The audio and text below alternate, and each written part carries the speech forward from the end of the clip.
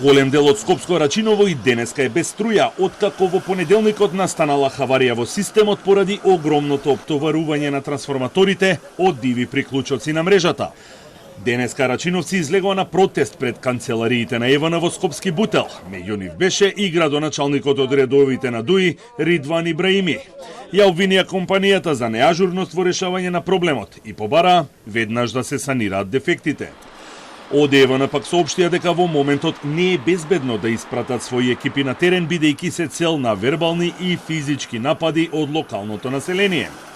Оттаму додаваат дека годишно трпат милионски загуби од кражбите на струја во Рачиново, сума која потоа влегува во пресметките на регулаторите за висината на цената на струјата и месечните сметки. Во општина Рачиново, поради нелегални приклучувања, годишно во просек имаме загуба од 20.000 мегават часови електрична енергија или 6 милиони евра во парични средства. Реагираше и народниот правобранител кој побара од МВР да обезбеди безбедна средина за вработените на ЕВН и што побрзо нормализирање на снабдувањето со струја во општината. Оттаму додадоа и дека веќе добиле представка од група граѓани кои редовно ги плаќале сметките за струја, а во моментов трпат штети и не може да одржуваат лична хигиена.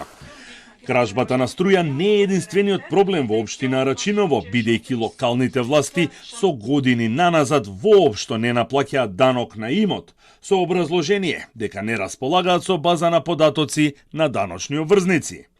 Општинската каса е празна и не може да се реализира ниту еден проект.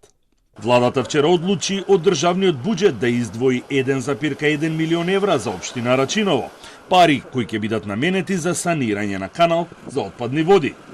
Во декември 2020 година владата и додели неповратна помош од 0,5 милион евра на општина Рачиново за справување со потешкотиите во работењето настанати поради пандемијата со коронавирусот.